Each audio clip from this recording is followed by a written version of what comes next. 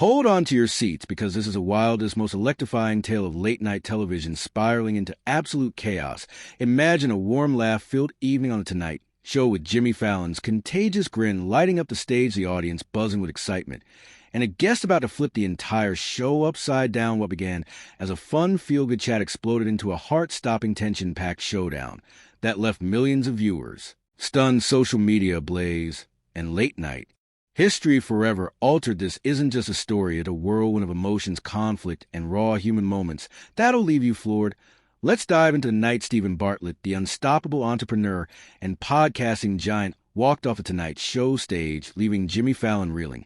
And the world buzzing the stage is set a star-packed night kicks off, the lights dimmed in Studio 6B at 30 Rockefeller Plaza in New York City. The iconic Tonight Show theme blasted through the speakers, and the audience clapped in rhythm, their energy crackling. Jimmy Fallon, the king of late-night charm, bounded onto the stage in a sharp suit, flashing his signature boyish smile. "Welcome to the Tonight Show. We got an amazing night ahead," he shouted, his voice brimming with excitement. The crowd roared back, ready for the usual blend of silly sketches, celebrity banter, and Fallon's trademark giggle. Tonight's guest was none other than Stephen Bartlett, the British entrepreneur, best-selling author, and host of the massively popular podcast The Diary of a CEO. At just 33, Stephen had built a media empire from the ground up, turning his podcast into a global sensation with over 1 billion streams. Known for his sharp mind, tireless work ethic, and almost obsessive focus on detail, Stephen was a guest who promised to bring something unique to the Tonight Show couch. Jimmy, always a showman, was ready to dive in as the Roots, the show's band, wrapped up their jazzy intro. Jimmy settled behind his desk, his stack of blue cards neatly arranged. "Folks, you're in for something special tonight," he said, leaning forward with a grin. "Our first guest is someone I admire so much. I had the privilege of being on his podcast, The Diary of a CEO, and let me tell you, it was one of the most unforgettable experiences of my life." The audience clapped, intrigued, as Jimmy continued. "Please welcome Stephen Bartlett." The crowd erupted as Stephen strode out, radiating confidence and charisma, dressed in a sleek navy blazer, crisp white shirt, and slim-fit jeans. He looked every bit the modern mogul, polished yet approachable, with a warm smile that hid the intensity beneath. He waved. The audience shook Jimmy's hand and settled into the guest chair as posture relaxed. But alert, the stage was set for what should have been a light-hearted, crowd-pleasing chat. But oh, how wrong we all were. The spark Jimmy's charm meets Stephen's depth. Jimmy kicked things off with his usual energy, recounting his time as a guest on The Diary of a CEO. "Steve, I have to tell you, being on your show was incredible," he said, his eyes wide with playful. "Oh, your team sent me this amazing book afterward, a custom-made keepsake with photos, quotes, timestamps, everything." I was floored. The audience let out a collective sound of awe, impressed by the thoughtfulness. Jimmy leaned back, chuckling. "I mean, I got in my car after that interview, and I just cried. I was so moved." The crowd laughed warmly, charmed by Jimmy's openness. Stephen nodded humbly, his smile genuine but reserved. "That means a lot, Jimmy," he said, his British accent smooth and measured. "We try to make every guest feel special. It's about creating a moment that lasts." Jimmy, always eager to keep the energy up, saw a chance to dig deeper. "Okay, but Stephen, your preparation is something else. Like, what's the deal? You got this whole system going on. Tell us about it." The audience leaned in, eager to peek behind the curtain of Stephen's success. Stephen's eyes lit up, and he launched into an explanation that was equal parts fascinating and intense. "It's all about the details," he said, leaning forward slightly. "We think about everything, the music playing when a guest walks into the studio, the temperature of the room, even the scent. We monitor CO2 levels to ensure the air is fresh, because low oxygen can cloud your brain, almost like being drunk. In my early days, I didn't know better, and I was basically hosting interviews half asleep from bad air."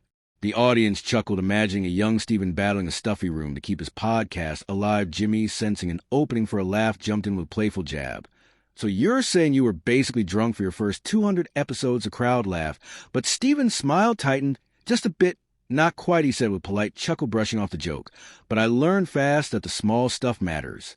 Jimmy never wanted to let a punchline slip. "Press harder. Come on, man. All this perfection. Don't you ever get tired? Like, do you really think people care about the candles or the air vents? Isn't that a bit much?" His tone was teasing, but the question hit like a subtle challenge. The audience fell silent, sensing a shift. Stephen's smile faded, and for the first time a spark of intensity flashed in his eyes. The tension rises. Stephen stands his ground. Stephen took a slow breath, his voice calm but firm. "Jimmy, those details are my secret weapon," he said, locking eyes with the host. "I started The Diary of a CEO in 2017, recording In a tiny corner under the stairs of my kitchen, I had a sock over the microphone to muffle the noise, and my first episode got 26 listeners, 26. I almost quit right there, but a friend told me to keep going. And I realized that if I wanted people to care, I had to care first every detail, the music, the air, the way I make a guest feel. That's what builds trust. That's what turns 26 listeners into a billion streams. The audience burst into applause, inspired by Steven's passion. Jimmy nodded, but his smile was strained, like he hadn't expected such a serious answer. Trying to keep things light, he leaned back and scoffed. Okay, so you're telling me you went from 26 listeners to a billion streams because of what candles and air vents? The crowd tittered nervously, unsure whether to laugh or wince. Steven's tone sharpened his calm exterior, giving way to a steely edge. No, Jimmy, because of care, people don't remember your jokes or your set. They remember how you made them feel. That's what builds empires. The audience roared again, louder this time, sensing the tension crackling between the two men. Jimmy forced a laugh, but it came out hollow. He shuffled his cards, clearly caught off guard. Trying to pivot, Jimmy shifted to a safer topic. All right, let's talk about something fun. What's the worst moment you've ever had on your show? Like total disaster, Spolthedia moment. The crowd leaned in, eager for a juicy story. Steven relaxed, slightly happy to share. Oh, I've had plenty of disasters, he said with a laugh. The worst was when I spent 5 hours preparing for the wrong guest. I had no idea who was sitting in front of me. I asked them to spell their name, and they just said K, just the letter K. I was mortified, but we rolled with it, and somehow it became one of my most downloaded episodes. The audience laughed, delighted by the absurdity. Jimmy saw another chance for a zinger. So your best work happens when you're unprepared and drunk on CO2? He winked at the crowd, expecting a big laugh. But the joke fell flat, and a few gasps rippled to the audience. Steven's eyes hardened, his smile gone completely. No, Jimmy, he said, his voice low and deliberate. My best work happens when I listen to something too many hosts forget to do. The crowd exploded in applause, some even standing as attention.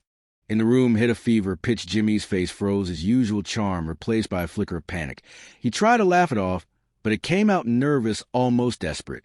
The breaking point. Steven walks away, sensing had lost control. Jimmy tried to wrap things up. Hey, Steven, I'm a huge fan. You know that, he said, his voice overly cheerful. You're doing incredible work. But Steven wasn't having it. He leaned forward, his gaze piercing. You asked if I care too much, he said quietly, his words cutting to the room like a knife. The truth is, caring is what made me not caring, is what ruins shows. The silence was heavy. The audience held their breath, unsure what would happen next. Jimmy opened his mouth to respond, but before he could, Steven reached for his microphone with deliberate calm. He unclipped it from his jacket, placed it gently on the desk, and stood. I came here for a conversation, not a performance, he said, his voice steady, but laced with disappointment. The crowd gasped, murmuring in shock. Jimmy blinked, clearly stunned. Hey, come on, we're just having fun here, he stammered, his hands raised in a plea. Steven shook his head. Fun is fine, Jimmy, but respect matters more with that. He turned, walked off the stage, and vanished behind the curtain. The audience sat frozen, mouths open. The band stopped mid-note, the music fading awkwardly. Jimmy clutched his cue cards, his eyes darting to producers off camera, who looked equally shocked for several long seconds. No one spoke. Finally, Jimmy forced a shaky laugh. Well, folks, we'll be right back, he mumbled as the show cut abruptly to commercial. The aftermath. Social media goes wild. Within minutes, the internet was on fire. Clips of Steven's walk-off flooded TikTok, Instagram, and X, racking up millions of views. Hashtags like Bartlett walks and Fallon flop trended worldwide. Fans were split. Some hailed Steven as a hero for calling out the fake nature of late-night TV, while others branded him arrogant, accusing him of overreacting to harmless banner. Steven Bartlett just exposed Jimmy Fallon for what he is, a clown who doesn't take his guests seriously. One ex-user posted, earning thousands of likes. Another counter, Bartlett needs to chill. It's the Tonight Show, not a TED Talk. Entertainment sites pumped out think pieces by the hour, analyzing every word, every glance, every tense moment. Did Jimmy Fallon push Steven Bartlett too far? Screamed one headline. The night late night TV broke, declared another podcast dedicated entire episodes to dissecting the meltdown, with hosts debating whether Jimmy's teasing crossed a line or Steven had come ready to make a statement. Backstage, insiders later spilled the details, revealing that Steven had been warned Jimmy might poke fun at his intense preparation. They told him to expect some light ribbing, one source said, but no one thought it would escalate like that. Some claimed Jimmy had miscalculated, turning a genuine conversation into a mockery. Others argued Steven had walked with a chip on his shoulder, ready to take a stand. Either way, the result was clear. Steven Bartlett didn't just walk off a set. He walked into late night legend, the Fallout Fallon, and Bartlett speak out. The next night, Jimmy opened The Tonight Show with a strained smile. "Well, folks, sometimes guests leave early. It happens," he said, his voice tinged with discomfort. He quickly pivoted to a goofy sketch, avoiding any real mention of the incident. The audience laughed, but the awkwardness lingered. Social media users pounced, accusing Jimmy of dodging accountability. No apology, no reflection. Week 1X post read liked by thousands. Steven, meanwhile, took a different path hours after the incident. He posted a short video on his social media, standing in a simple black hoodie, his expression calm but resolute. He spoke directly to the camera. "I believe in meaningful conversations." He said, "I don't believe in playing games with my left," because it stopped being real. The clip exploded, garnering millions of views and sparking a fresh wave of debate supporters praised his authenticity, while critics called him overly sensitive. "He's right, late night TV is a circus," one fan commented. "He's just mad. He couldn't handle a joke." Another shot back.